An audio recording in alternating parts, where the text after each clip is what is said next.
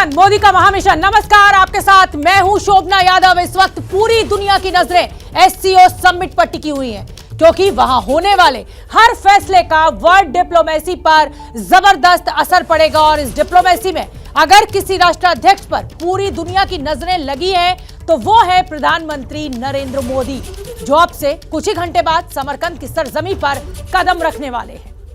नमस्कार, मैं हूं प्रणय उपाध्याय और एससीओ समिट में होने वाली हर हलचल को एबीपी न्यूज ने आप तक पहुंचाने के लिए यह स्पेशल वॉर रूम तैयार किया है। हमारा वॉर रूम सीधा समरकंद से कनेक्ट है और अगले 72 घंटे से ज्यादा वक्त बीत चुके हैं। हमारे रिपोर्टर अभिषेक उपाध्याय एससीओ समिट की पूरी खबर, हर अपडेट लेकर आपके लिए वहां से पहुंचा रहे हैं और हर जरूरी अपडेट हम आप तक एबीपी न्यूज के इस स्पेशल वॉर रूम तक पहुंचाएंगे। बिल्कुल प्रणय, और इस वॉर रूम से हम अपने दर्शकों को बताएंगे कि मोदी किससे मिलेंगे, यानी मोदी की मुलाकात किस किस से होगी। जब पुतिन से 1-to-1 मुलाकात होगी तो अमेरिका में क्या खास तैयारी होगी, बाइडेन कैसे नजर लगाकर सुनेंगे, आखिर क्यों मोदी और पुतिन की बैठक पर बाइडेन की नजरें टिकी हुई हैं। इसी वॉर रूम से पल पल का सबसे पहला अपडेट समरकंद का हम आप तक पहुंचाएंगे। साथ ही इसी वॉर रूम से हम आपको समझाएंगे कि एससीओ समिट का पूरा गणित क्या है, कितने देश हैं, उन देशों की ताकत क्या है और सभी दिग्गजों के बीच में प्रधानमंत्री मोदी की अहमियत क्या है, कितनी है। हमारे साथ कुछ बेहद खास मेहमान भी होंगे, उनसे भी आपको रूबरू कराएंगे। और उससे पहले अभी आपको बताते हैं इस वक्त की बड़ी खबर। बिल्कुल, और इस समय की बड़ी खबर यह है कि समरकंद रवाना होने से पहले प्रधानमंत्री मोदी का बयान सामने आया है। प्रधानमंत्री ने अपने बयान में कहा है कि व्यापार, अर्थव्यवस्था समेत कई मुद्दों पर बातचीत होगी। आइए अब आपको बताते हैं कि प्रधानमंत्री मोदी ने एससीओ में जाने से पहले अपने बयान में क्या कुछ कहा है। ग्राफिक्स के जरिए आप देखिए, उज्बेकिस्तान के राष्ट्रपति के बुलावे पर समरकंद जा रहा हूं। एससीओ में क्षेत्रीय और अंतर्राष्ट्रीय मुद्दों पर बातचीत होगी। एससीओ के विस्तार और इस संगठन के और उपयोगी बनाने पर भी चर्चा होगी। उज्बेकिस्तान की अध्यक्षता में हो रहे इस सम्मेलन में व्यापार, अर्थव्यवस्था, संस्कृति और पर्यटन से जुड़े मुद्दों पर आपसी सहयोग बढ़ाने की उम्मीद है। मैं उज्बेकिस्तान के राष्ट्रपति मिर्जियोयेव से मिलने को लेकर भी बेहद उत्सुक हूं। ये प्रधानमंत्री नरेंद्र मोदी ने जब वो एससीओ समिट के लिए रवाना हो रहे थे उससे पहले उनका ये बयान सामने आया। और मैं आपको बता दूं कि समरकंद में हमारे सहयोगी अभिषेक उपाध्याय भी मौजूद हैं। स्टूडियो से भी हमारे साथ तमाम मेहमान जुड़ेंगे, पूर्व राजनयिक जुड़ेंगे। प्रणय मेरे साथ लगातार यहाँ बने हुए हैं और देखिए अभिषेक हमें दिखने भी लगे हैं। अभिषेक का रुख करेंगे। समरकंद का मोदी महामिशन एससीओ समिट पर पूरी दुनिया की नजर लगी हुई है। 8 देश इसका हिस्सा बनने जा रहे हैं। प्रणय मेरे साथ स्टूडियो में मौजूद है, अभिषेक उपाध्याय हमारे सहयोगी समरकंद में मौजूद है। और इस समय हम ये वॉर रूम से बड़ी कवरेज आपके लिए लेकर आए हैं। और इस समय की बड़ी खबर, 2.5 घंटे बाद एससीओ समिट के लिए प्रधानमंत्री नरेंद्र मोदी दिल्ली के इंटरनेशनल एयरपोर्ट से उड़ान भरेंगे। शाम 6:40 पर वो रवाना होंगे।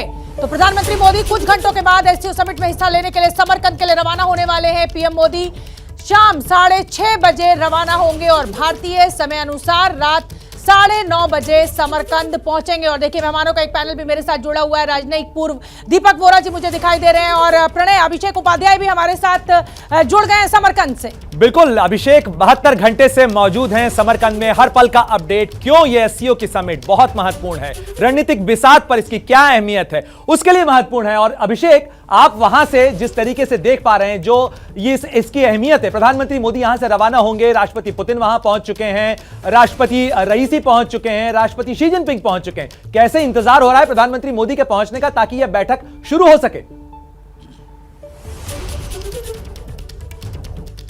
प्रणय, बैठक को कल शुरू होना है। आज सारे बायलेटरल हो रहे हैं। प्रधानमंत्री मोदी का इंतजार दो पर्सपेक्टिव से है। पहला पर्सपेक्टिव ये है कि जो बायलेटरल्स होंगे, कल बायलेटरल से प्रधानमंत्री मोदी कल रूस के राष्ट्रपति से मिलेंगे, उनकी उज्बेकिस्तान के राष्ट्रपति से मुलाकात है, उनकी ईरान के राष्ट्रपति से मुलाकात, ये बड़ी अहम मुलाकातें हैं। और देखिए प्रधानमंत्री मोदी का जो इंतजार हो रहा है उसके पीछे एक बात और हमें समझनी पड़ेगी कि भारत की आज जो स्थिति है, ईरान को इस एससीओ समिट में इंतजार है कि भारत जो तेल है, ईरान का तेल है, उस पर फैसला करे।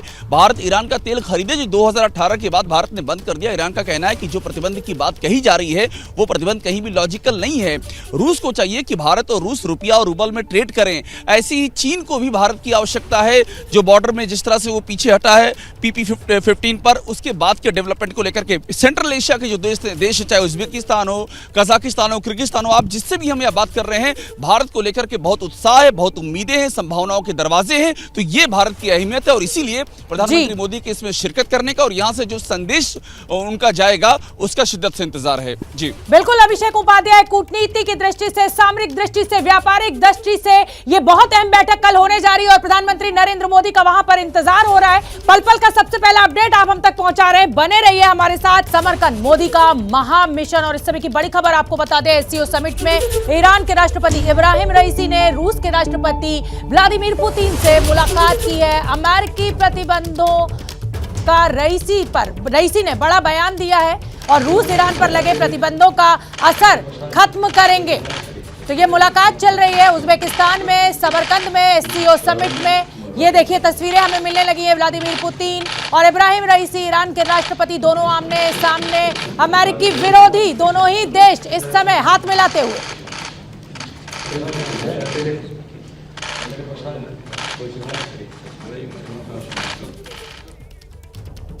और निश्चित रूप से इन मुलाकातों के साथ ही बहुत महत्वपूर्ण हो जाता है समरकंद में होने वाली एससीओ की बैठक का एजेंडा। क्या कुछ होने जा रहा है जब दुनिया के बड़े मुल्क मिल रहे हैं, आधी से ज्यादा, आधी के करीब आबादी का प्रतिनिधित्व करने वाले ये मुल्क मिल रहे हैं, तो एससीओ का एजेंडा क्या है? रूस और यूक्रेन युद्ध के बाद यह पहली एससीओ समिट हो रही है जिसमें ये नेता आमने सामने मिल रहे हैं। साथ ही हिंद महासागर में चीन की बढ़ती हुई ताकत और उसकी मनमानी के बीच यह बैठक बहुत महत्वपूर्ण हो जाती है रणनीतिक बिसात का खाका तय करने के लिए। साथ ही खाद्य सुरक्षा और ऊर्जा सुरक्षा के लिहाज से भी यह बैठक बहुत महत्वपूर्ण है, क्योंकि 28% ऊर्जा के संसाधन इन एससीओ देशों के पास में है।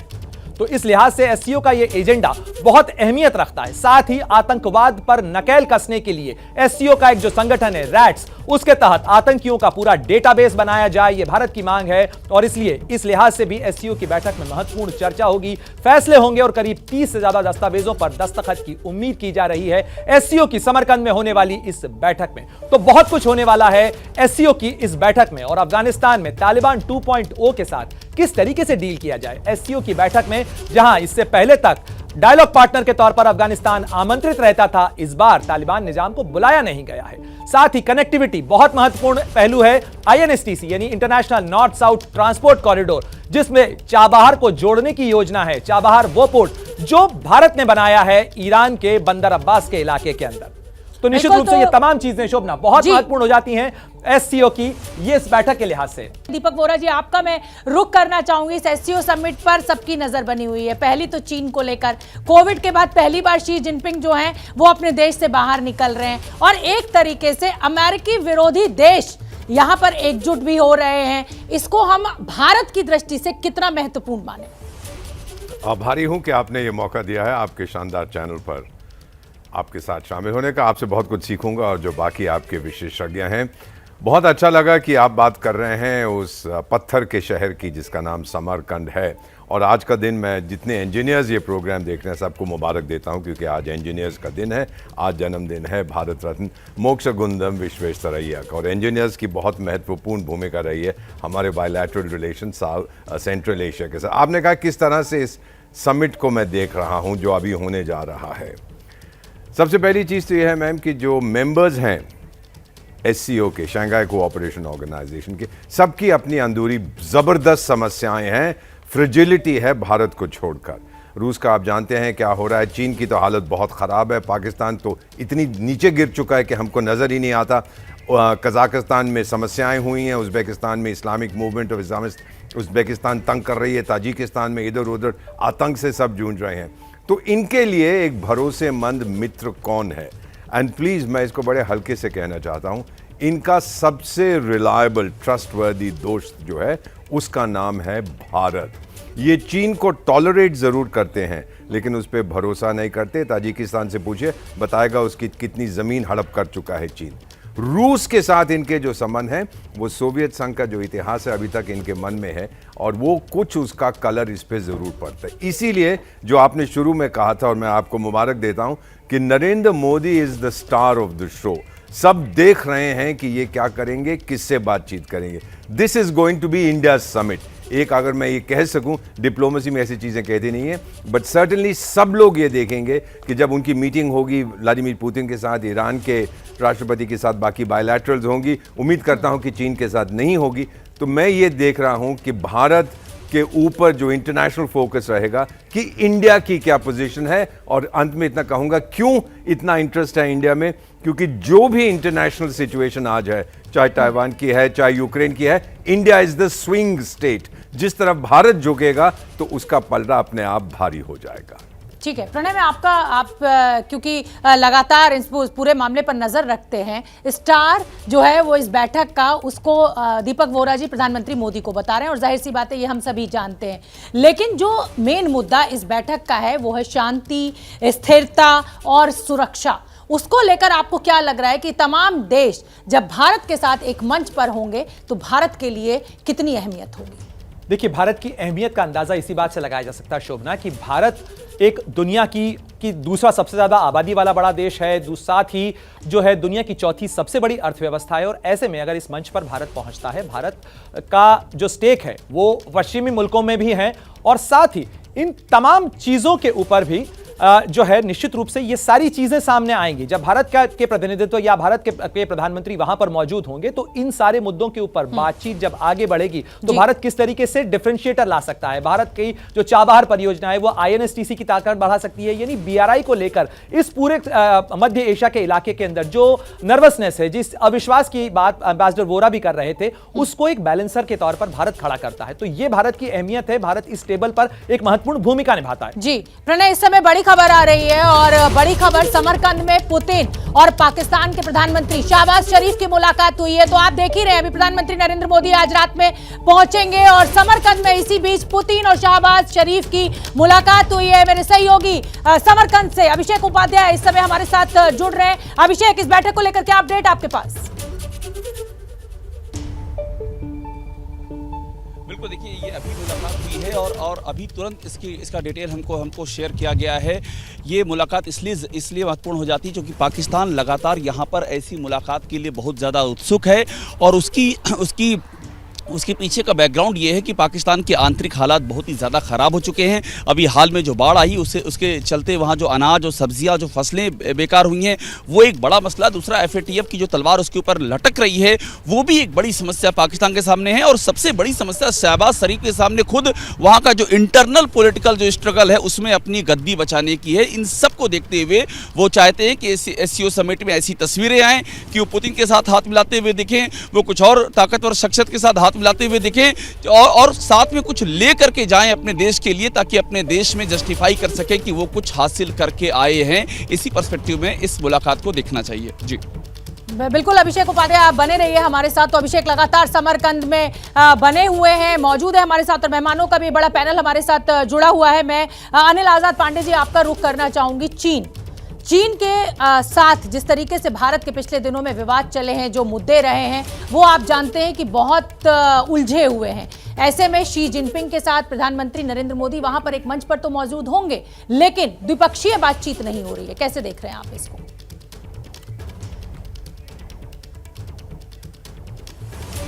शोभना जी, मुझे आपका सवाल ठीक से नहीं सुनाई दिया, शायद सिग्नल प्रॉब्लम थी शायद। लेकिन आप ये कहना चाहती हैं कि भारत चीन के रिश्ते हैं या फिर आप पूछना चाहती हैं कि शायद मोदी और शी जिनपिंग की मुलाकात नहीं होने वाली है? शायद आपने ये कुछ पूछना चाहा है। जी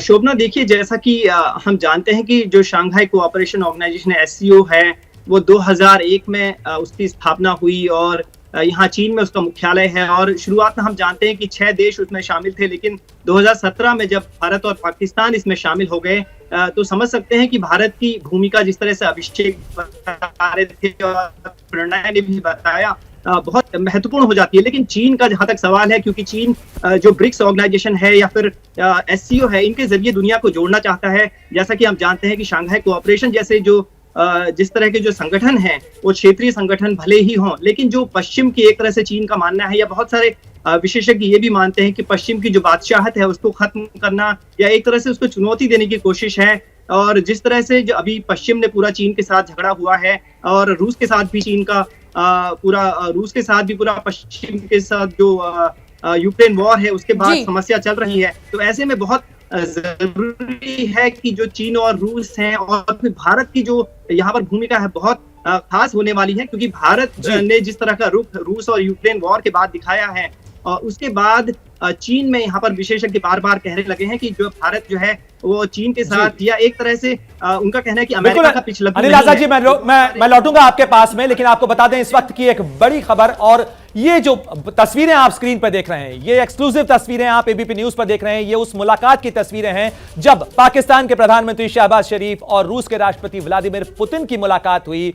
जिस गर्मजोशी के साथ हाथ पकड़कर शहबाज शरीफ नजर आ रहे हैं व्लादिमीर पुतिन का, इन तस्वीरों को देखकर, बॉडी लैंग्वेज को देखकर आप इस बात का अंदाजा लगा सकते हैं कि कहीं ना कहीं सहारा तलाशने की कोशिश में शहबाज शरीफ इन तस्वीरों में देखे जा सकते हैं।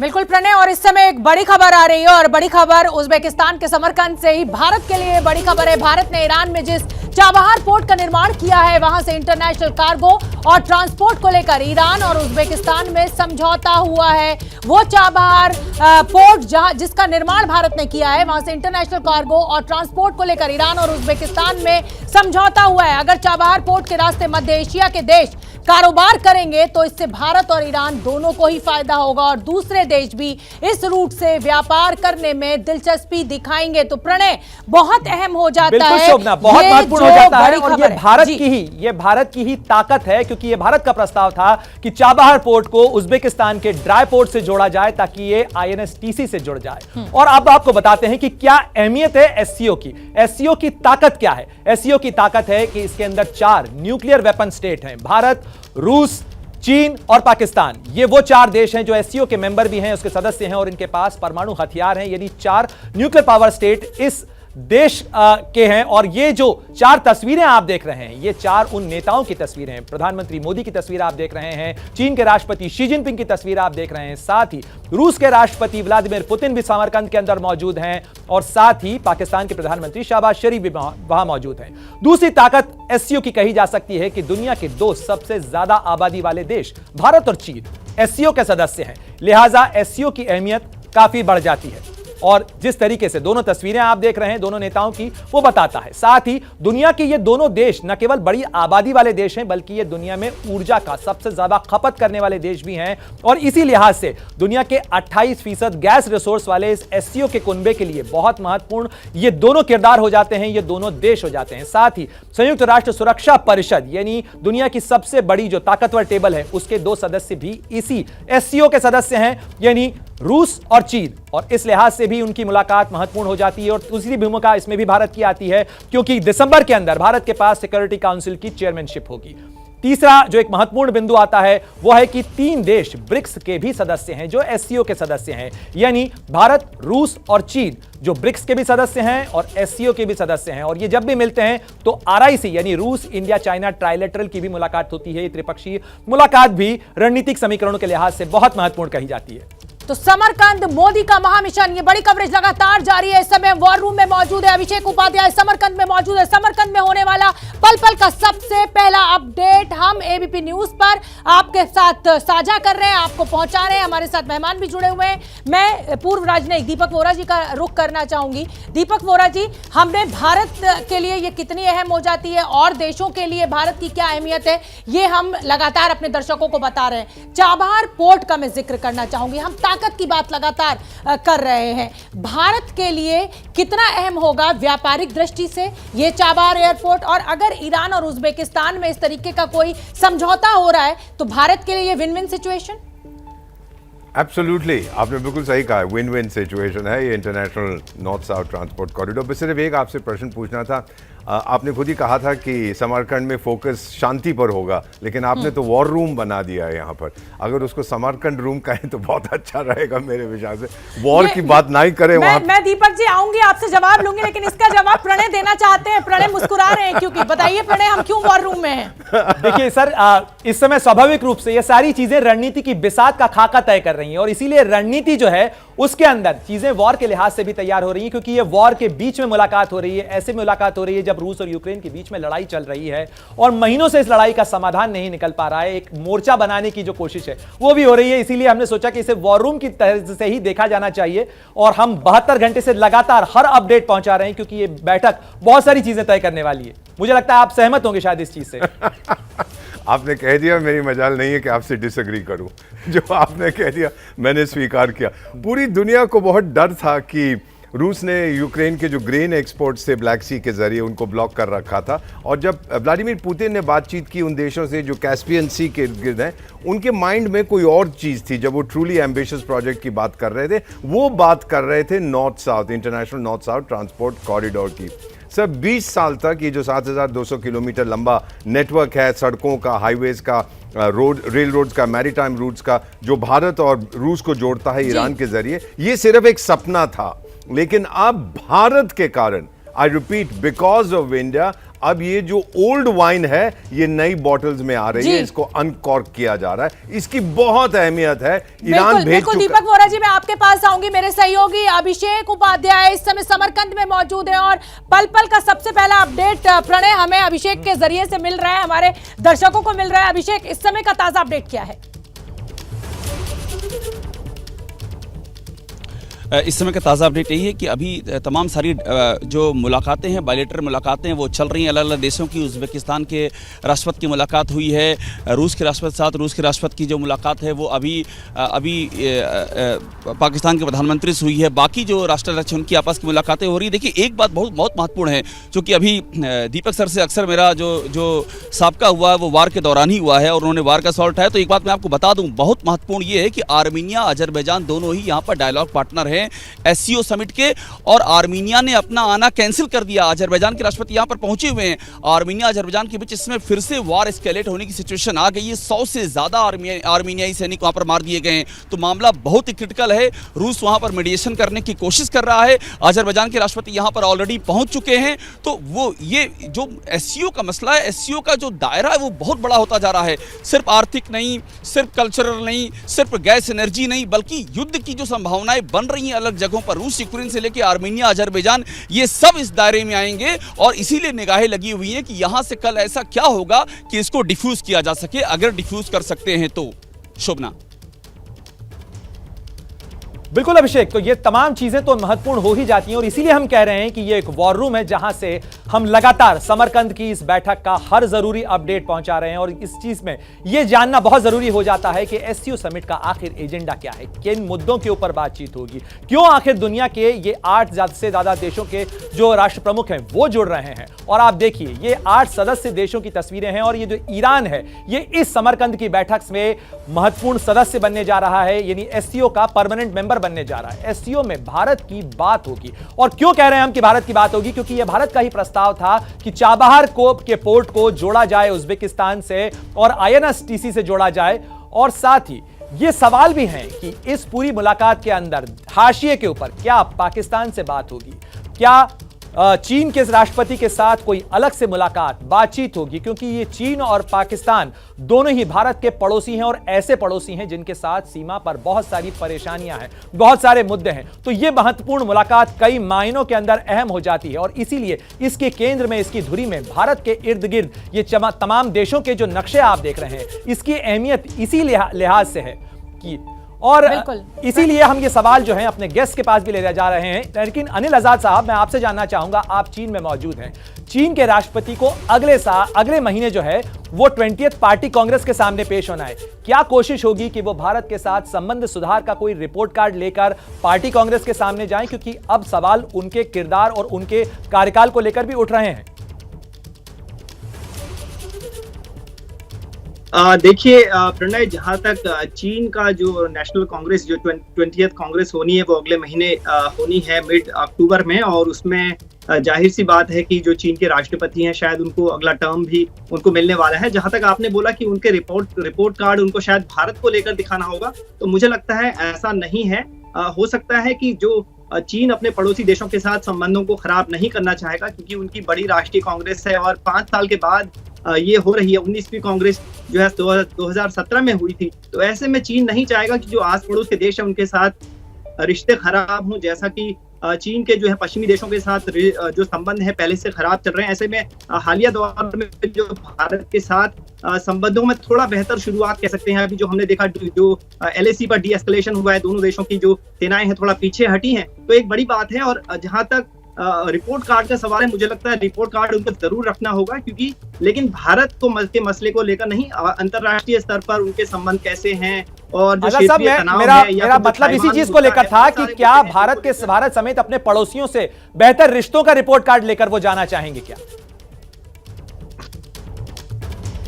जी प्रणय, बिल्कुल ये कोई भी देश नहीं चाहेगा, और खास तौर पर उनकी बहुत महत्वपूर्ण मीटिंग होने वाली है जिसमें वो खुद को एक मजबूत नेता के तौर पर दिखाना चाह रहे हैं। और जैसा कि यहाँ पर चीन की मीडिया में बार बार उनको एक हीरो के तौर पर पेश किया जा रहा है, जैसे कि भारतीय मीडिया में अक्सर नरेंद्र मोदी को बताया जाता है, तो यहाँ पर वो नहीं चाहेंगे कि कोई गलत मैसेज जाए। और हमने देखा कि अभी कुछ महीने पहले जो ब्रिक्स समिट हुई थी उसमें उन्होंने पूरी कोशिश की थी कि भारत की उसमें महत्वपूर्ण भागीदारी हो, और यहाँ तक कि चीन के विदेश मंत्री भारत के दौरे पर गए थे और वहां से नेपाल भी पहुंचे थे। तो वो नहीं चाहते हैं कि भारत के साथ संबंध खराब हो। हालांकि कुछ जो राजनीतिक कारण है या फिर सीमा विवाद है वो अक्सर दोनों देशों के बीच बार बार आ जाता है, तो शायद उसको लेकर कहीं न कहीं दोनों देशों के बीच कुछ न कुछ मुद्दों पर मतभेद है। रिपोर्ट कार्ड लेकर जाना तो चाहेंगे चीन के राष्ट्रपति, लेकिन उनको दुनिया कैसे रेट करेगी, ये भी एक बड़ा सवाल है। और इस समय एक बड़ी खबर आ रही है, बड़ी खबर आपको हम बताना चाहते हैं। बड़ी खबर समरकंद से इस समय की तुर्की के राष्ट्रपति समरकंद पहुंच गए। एक के बाद एक राष्ट्राध्यक्षों का, प्रधानमंत्रियों के पहुंचने का सिलसिला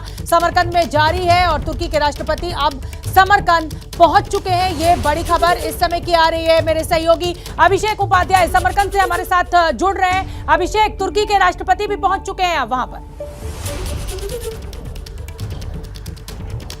बिल्कुल शोभना, अभी कुछ देर पहले वो पहुंचे हैं, उनको रिसीव किया गया है प्रोटोकॉल के तहत। उनकी मुलाकात उज्बेकिस्तान के राष्ट्रपति से होगी। उनकी मुलाकात कल होनी है रूस के राष्ट्रपति व्लादिमीर पुतिन से, और बाकी जो दूसरे राष्ट्राध्यक्ष हैं सेंट्रल एशिया के खास तौर पर उनसे भी उनकी मुलाकातें होनी है। और तुर्की का बहुत ही अहम रोल यहाँ पर है, कई लिहाज से अहम रोल है।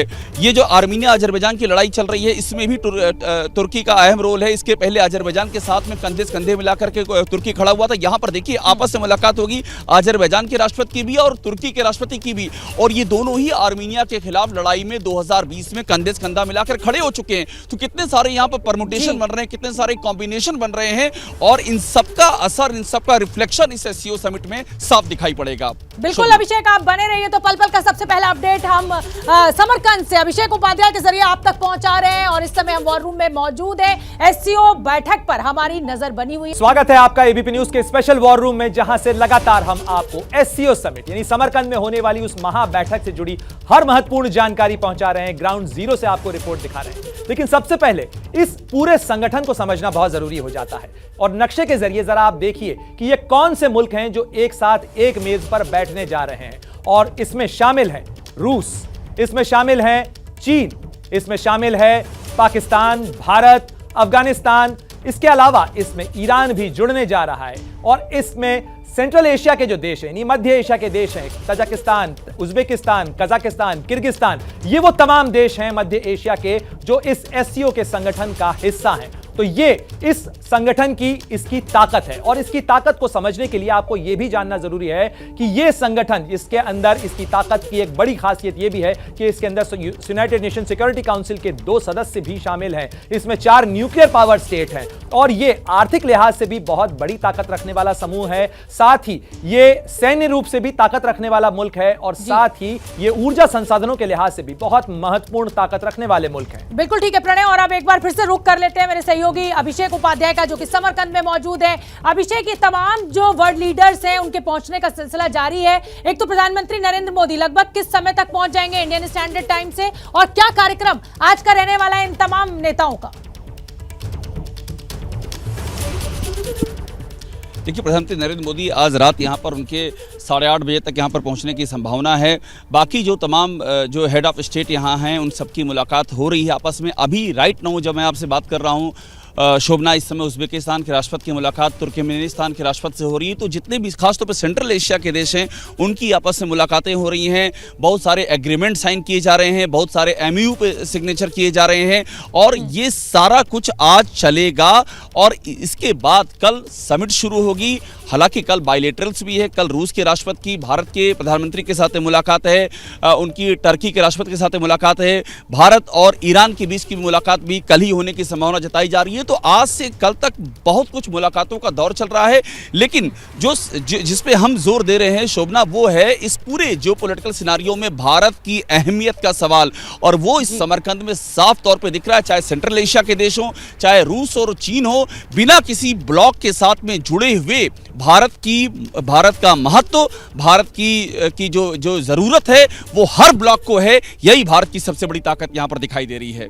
बिल्कुल ठीक है, अभिषेक उपाध्याय बने रहिए और दीपक वोरा भी लगातार हमारे साथ बने हुए हैं। दीपक वोरा जी, मेरा सवाल आपसे ये भी है कि ये तमाम देश जो इस मंच को साझा करने जा रहे हैं उनके अपने अपने सीमा विवाद हैं, ऐसे में एक कॉमन एजेंडा बनाना, आपस में तालमेल बनाना, कैसे आगे बढ़ेंगे ये देश?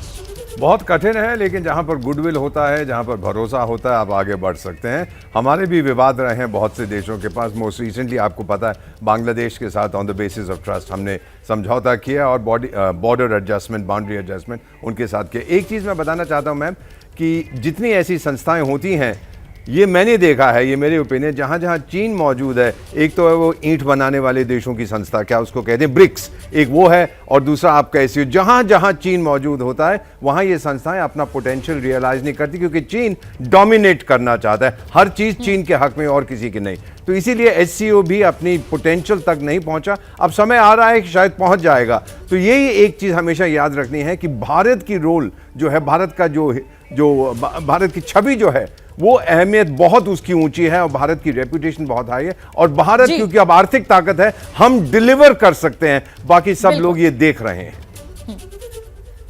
प्रणय, आप मुझे लग रहा है कि अनिल आजाद से कुछ सवाल बिल्कुल अनिल, मैं आपसे ये जानना चाहूंगा कि चीन के राष्ट्रपति शी जिनपिंग 1000 दिन के बाद बाहर निकले हैं, बहुत सारे सवाल इस दौरान चीन को लेकर उठे, तो इन मुलाकातों के जरिए क्या संदेश देने की कोशिश चीन की तरफ से होगी, क्योंकि आप चीन में मौजूद हैं, चीन की डिप्लोमेसी समझते हैं, और खास तौर पर एक जो एंटी वेस्ट ब्लॉक बनाने की कोशिश के तौर पर एससीओ को देखा जा रहा है, क्या चीन इसे एक बड़ा मोर्चा बनाना चाहेगा?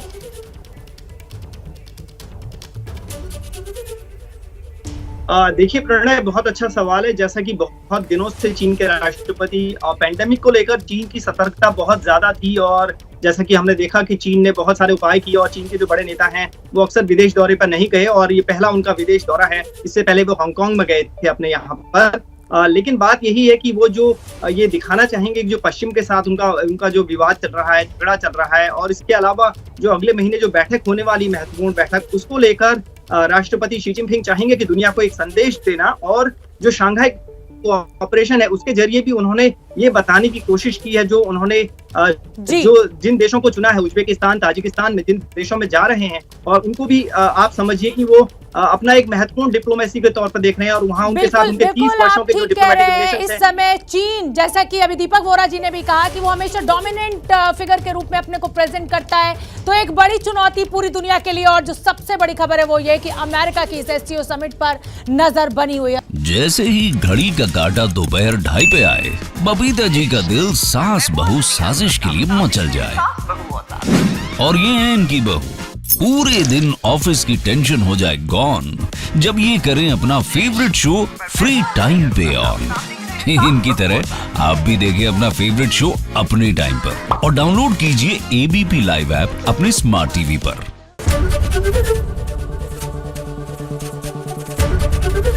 एबीपी न्यूज आपको रखे आगे।